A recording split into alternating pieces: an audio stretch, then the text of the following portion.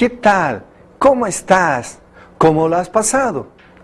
En nuestra clase de hoy, en las secciones sobre el tiempo, tendrás que completar algunas secciones diferentes, algunas que aparecen debajo del mapa, otra es regional hoy, y también el que se dice sobre el estado de las pistas. Es necesario que prestes mucha atención. ¿Por qué? Porque existirán algunas sentencias y tú tendrás que corregirlas si necesario. Cecilia te va a ayudar a escribir una carta para Mencho. Tú tendrás también que redactar un ejercicio en que tú tendrás que escribir una carta para Mencho. Mencho es el nombre cariñoso que le decimos a las Mercedes. Entonces presta atención porque Cecilia te ayudará con algunas palabras, te ayudará a escribir justamente en español.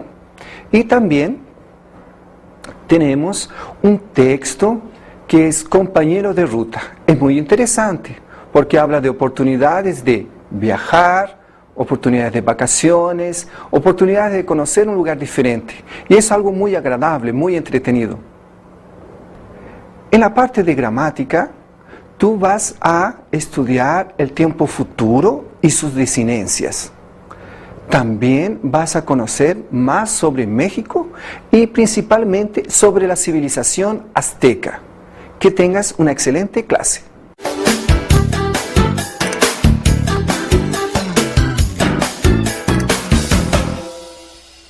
Hola amigos, ¿qué tal si comenzamos entonces? Observa el mapa y completa.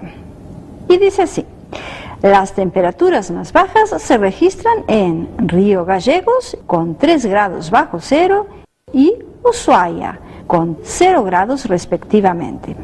Las temperaturas más altas en Catamarca con 26 grados. Para hoy, el pronóstico del tiempo es de estabilidad en casi todo el país, con una mínima de 10 grados y una máxima de 15 grados. Algunos chaparrones en el norte, noreste, centro y oeste.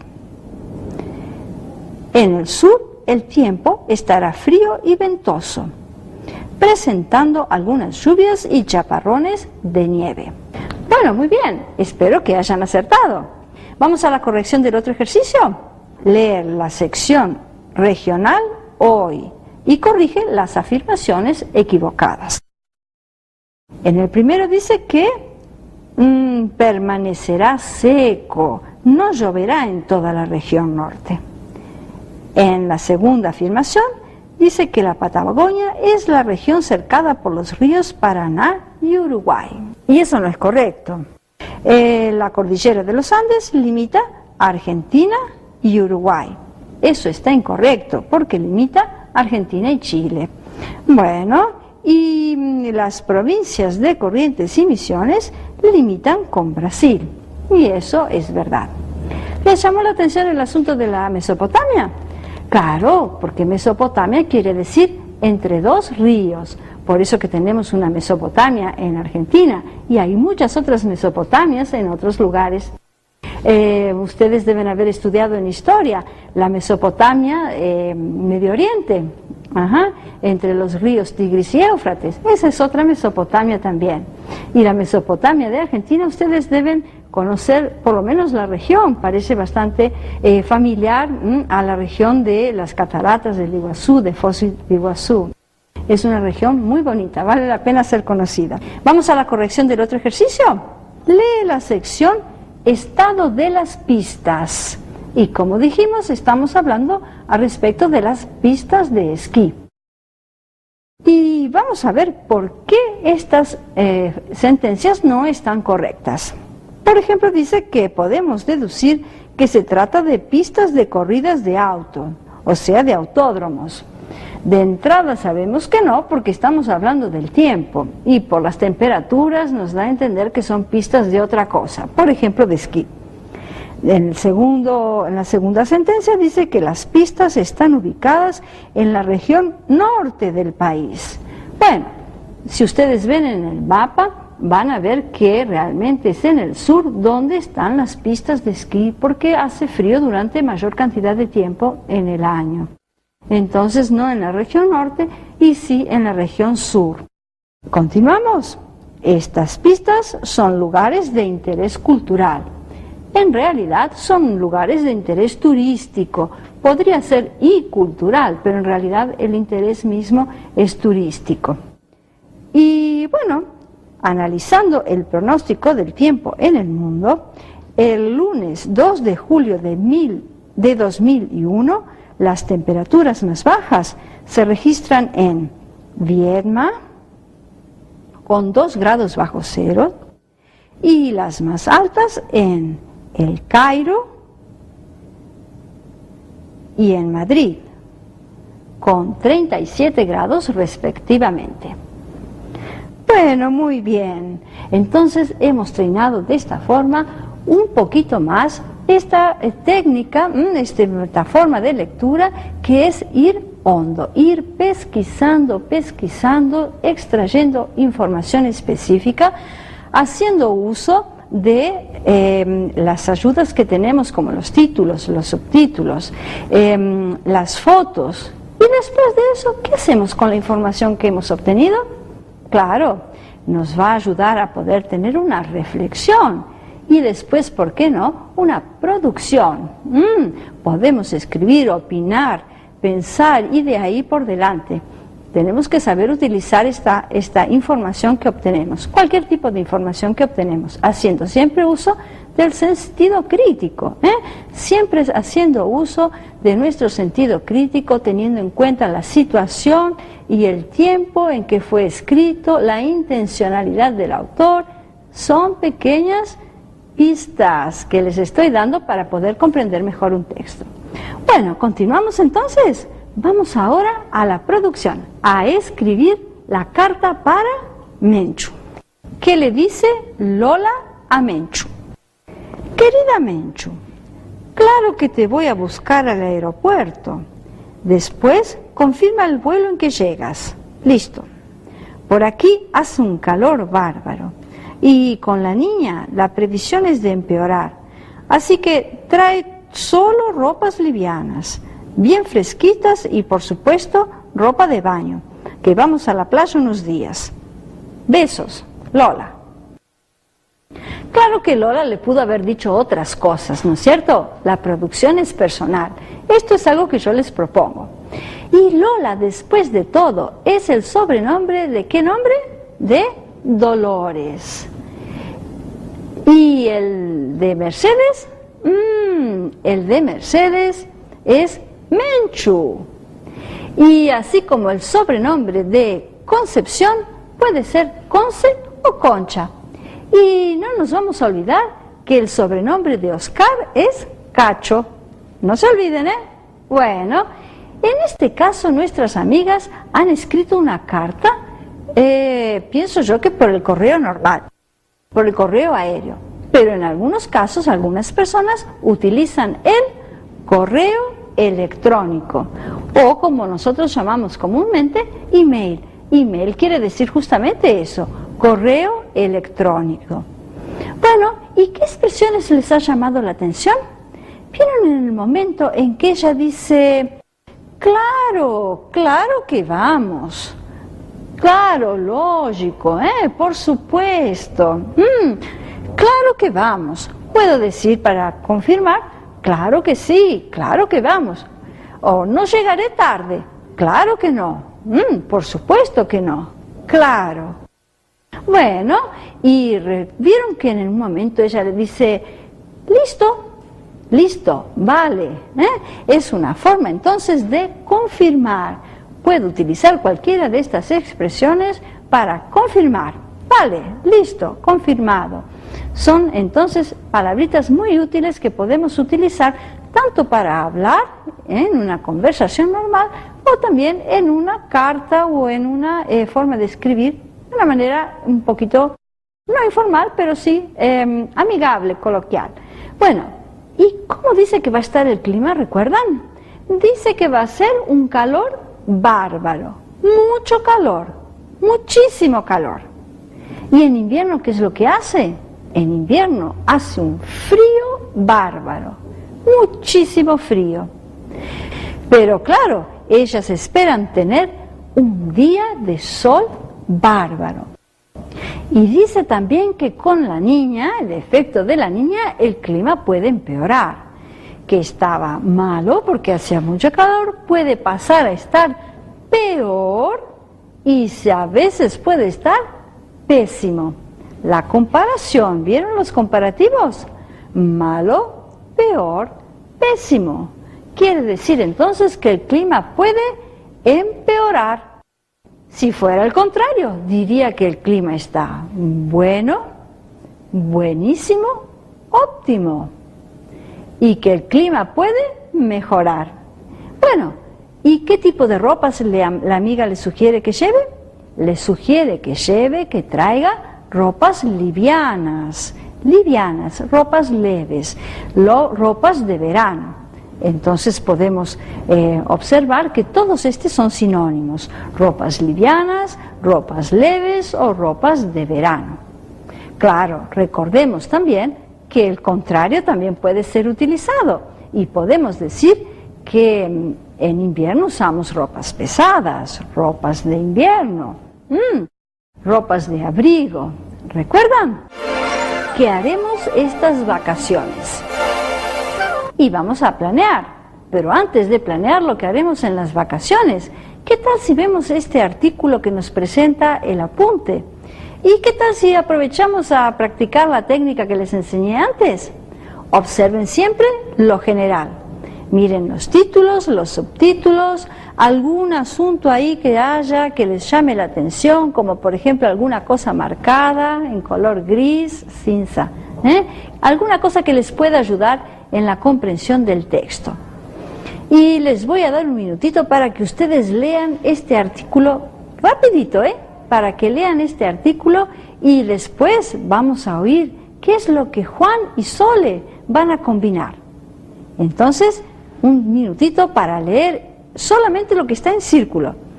Y entonces a partir de ahí vamos a ver un diálogo entre Juan y Sole. ¿Vamos ya?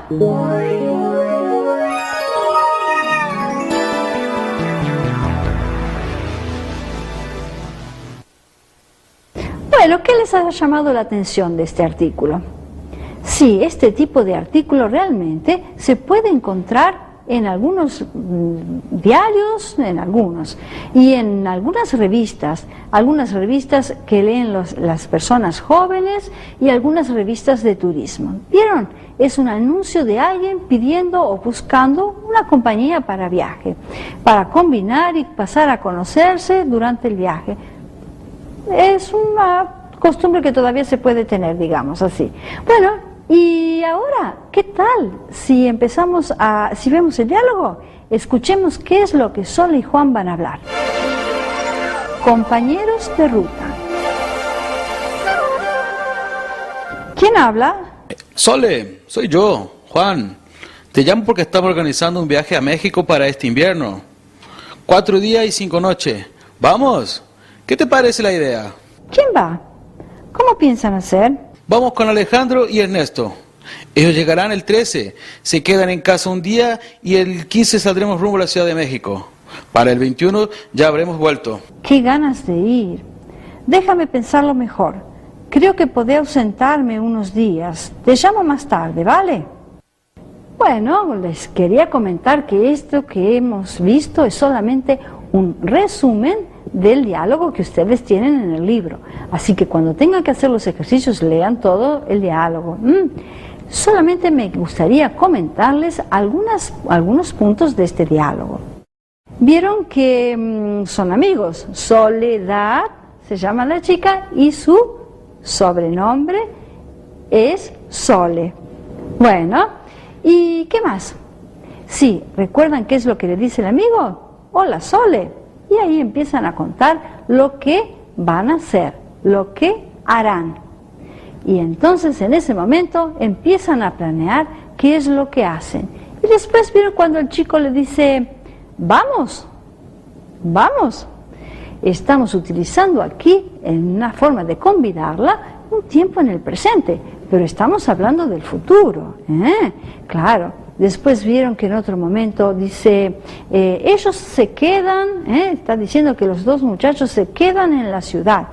Estamos también en este momento del diálogo hablando en presente, pero refiriéndonos al futuro. Y como es una acción que va a suceder con seguridad, por ese motivo que estamos hablando en presente. Y después vieron cuando ella dice, te llamo después, también se está refiriendo al futuro, pero al decir te llamo estoy utilizando el presente. O sea, recuerden que podemos utilizar con sentido de futuro algunos verbos en el presente, pero con sentido de futuro.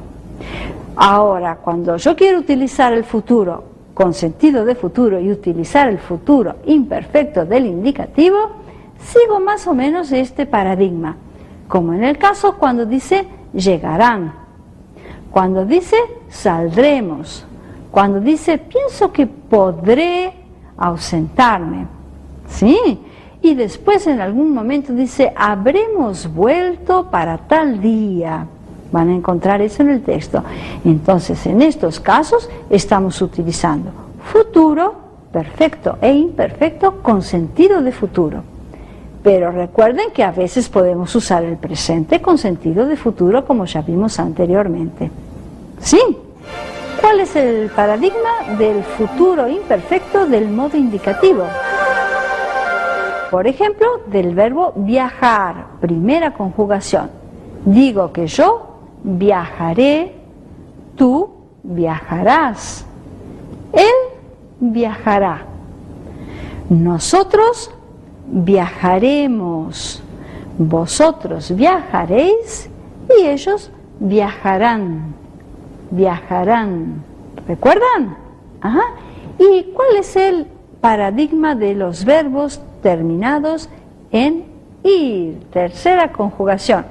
Digo que yo iré, tomando por ejemplo el verbo ir. Tú irás, él irá, nosotros iremos, vosotros iréis y ellos irán, irán, igual que el nombre del país. A seguir, una pequeña actividad. Les vamos a dar un tiempo para que ustedes completen en el apunte los paradigmas que el libro sugiere. Tiempo para la actividad y enseguida volvemos.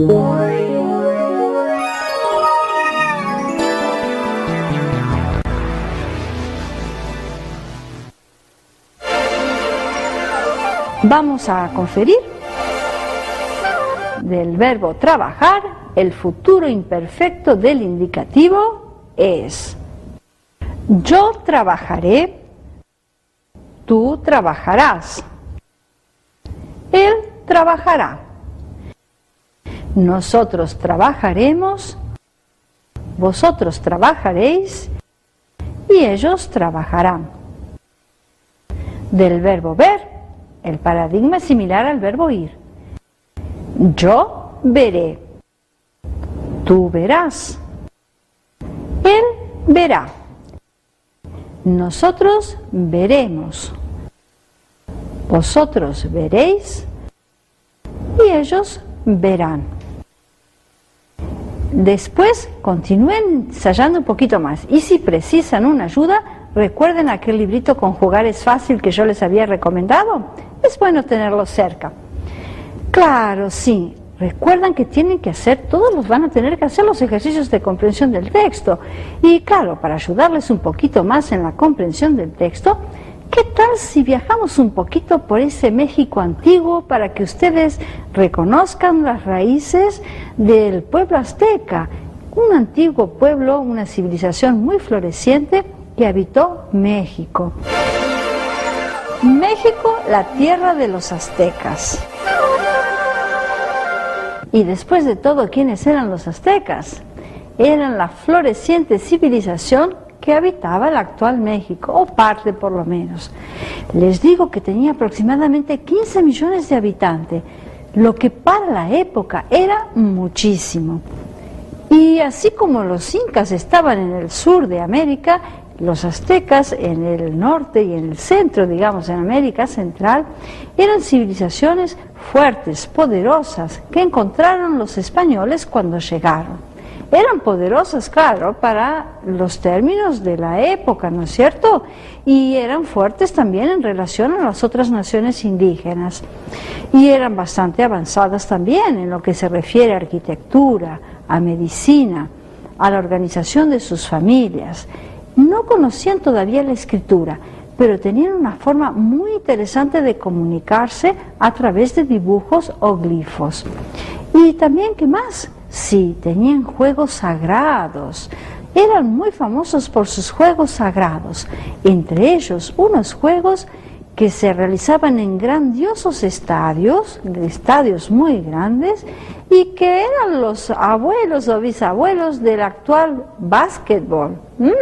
Sí, eran juegos sagrados que les costaba la vida a los que perdían y la gloria y la fama a los que ganaban.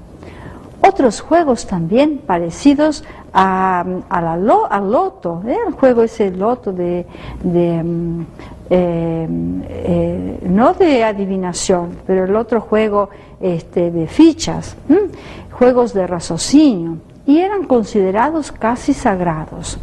¿Qué más les quería decir? Sí, que los aztecas eran famosos también por su arte de guerrear, por su calendario, por su arte plumaria. Hacían cosas bellísimas en plumas, y principalmente por el comercio. Cuentan los españoles de la época que ni siquiera los grandes mercados de Venecia eran tan organizados, tan abundantes de productos y tan numerosos como los mercados aztecas. Bueno, no les voy a contar más nada. Vamos a ver un clip a seguir, y en este clip ustedes tienen que extraer información para poder responder a las siguientes preguntas. ¿Dónde habitaron los aztecas? ¿Quiénes gobernaban el imperio?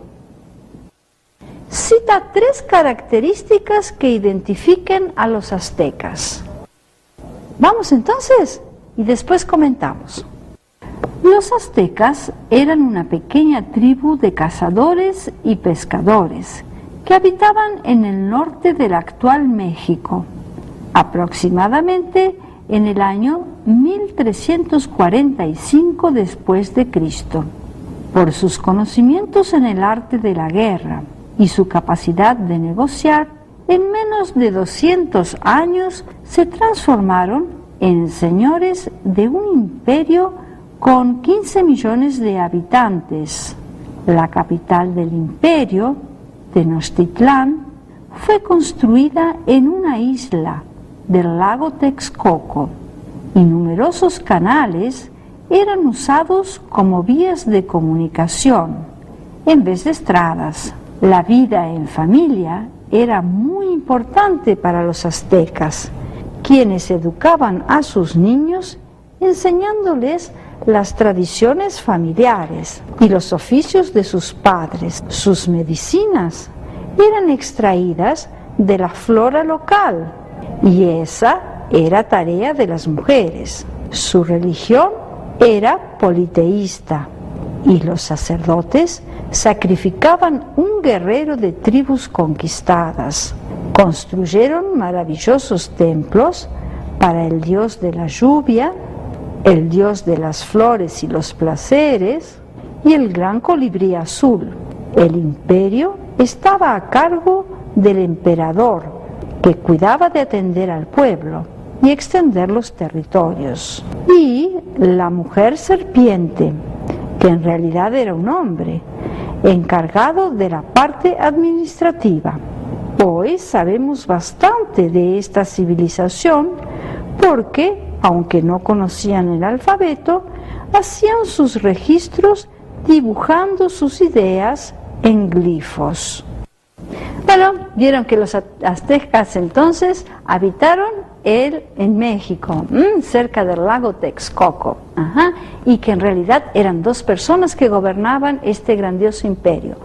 Uno, el emperador, que se ocupaba de la guerra, y otro, la mujer serpiente, que en realidad era un hombre, tal vez un sacerdote, y cuidaba de la parte administrativa.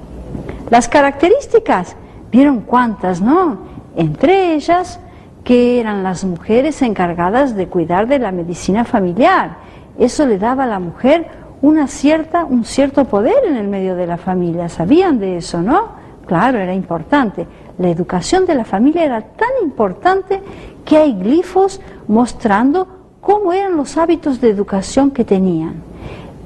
Sí, ellos comían, ellos tenían algunas costumbres antropófagas.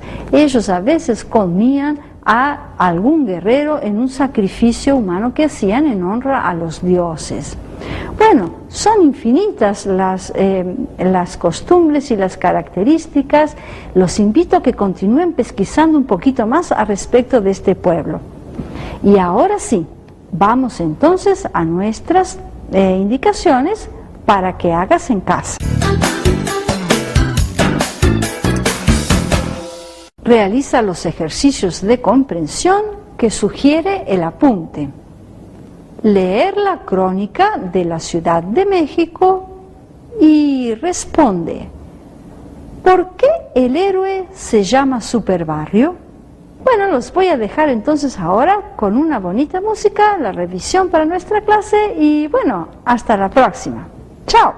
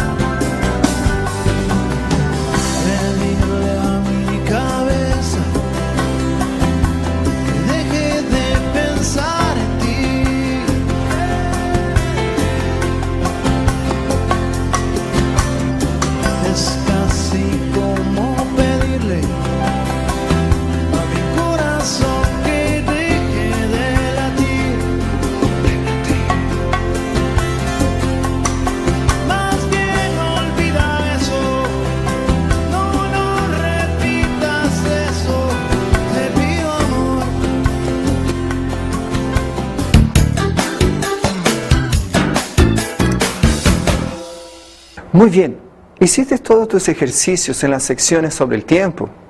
Acompañaste, deduciste lo que estaba cierto, lo que estaba errado. Escribiste la carta para Mencho. Con la ayuda de Cecilia es fácil. Redactar, claro, aprender a escribir, soltarse, como dicen en español. Tienen que tener justamente la práctica y puedes escribir para algún amigo, puedes escribir por internet, en fin. Practicar es aprender. Y hablando de la clase de la profesora Cecilia, no sé si tú reparaste en algunas palabras. Existe una palabra básica que es sobrenombre, apellido. Solo que en portugués a veces uno se confunde. Sobrenombre. ¿Qué es lo que es sobrenombre? Sobre, una cosa que está encima del nombre, encima do nome. Muy bien, claro, tenemos una forma formal de referirnos a una persona. Lo llamo por el nombre. Javier, Julio, Sonia, Carmen, en fin. Y el sobrenombre es una forma informal. Claro, chileno, chico, Susi, en fin, ¿entiendes? Bueno, y apellido. Apellido, cuidado, apellido paterno, apellido materno. Muy bien, claro, está acompañando el sobrenome do pai, sobrenome da mãe. Voy a dar una dica para que tú nunca te olvides de la palabra vacaciones. Tú ya te diste cuenta bien lo que era vacaciones. Imagina lo siguiente. Y eso sucede, ¿no? Uno trabaja el año entero, mas ¿cómo tú trabajas el año entero? Tú trabajas como una vaca, o sea, mucho. Entonces tú tienes ¿o qué? Tú tienes que pensar justamente en que esa persona que trabaja como una vaca necesita por lo menos una vez al año de vacaciones. Bien fácil, vacaciones, claro, ferias. Bueno, ahora vamos a un asunto bien importante y más serio. Tú acabaste de estudiar los tiempos futuros. Solo que existe un tiempo que es un tiempo condicional o potencial, son sinónimos, y que sucede o pueden suceder en el futuro. Y a veces uno se confunde. ¿Por qué? Ya explico. Veamos la siguiente frase. Yo trabajaría mañana si me pagaran horas extras. Es una situación que acontecerá, que sucederá en el futuro. Solo que existe una condición. ¿Cuál es la condición en ese caso, en esa frase? Si me pagan horas extras. Entonces no podemos confundir un condicional, un tiempo condicional, que depende de una condición, con una situación futura. Una situación futura es independiente a una condición. Me explico. Veamos la siguiente frase. Yo trabajaré mañana, no sé si me pagarán horas extras. Repararon ese sé. Ese sé acentuado, claro, porque del verbo saber. Yo no sé. Y están viendo ahí, trabajaré, independiente si me van a pagar o no me van a pagar las horas extras. Es una situación de futuro. ¿Vieron bien? Repare. Ahora vamos a estudiar otras conjugaciones.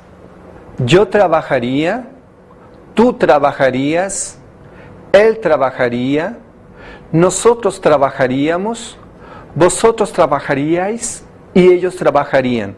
Reparen que son los mismos verbos que ustedes vieron en tiempo futuro. Estamos viendo es en el tiempo condicional. Veamos otros verbos que fueron vistos en el futuro y ahora están en el condicional. Yo vería, tú verías, él vería, nosotros veríamos, vosotros veríais y ellos verían.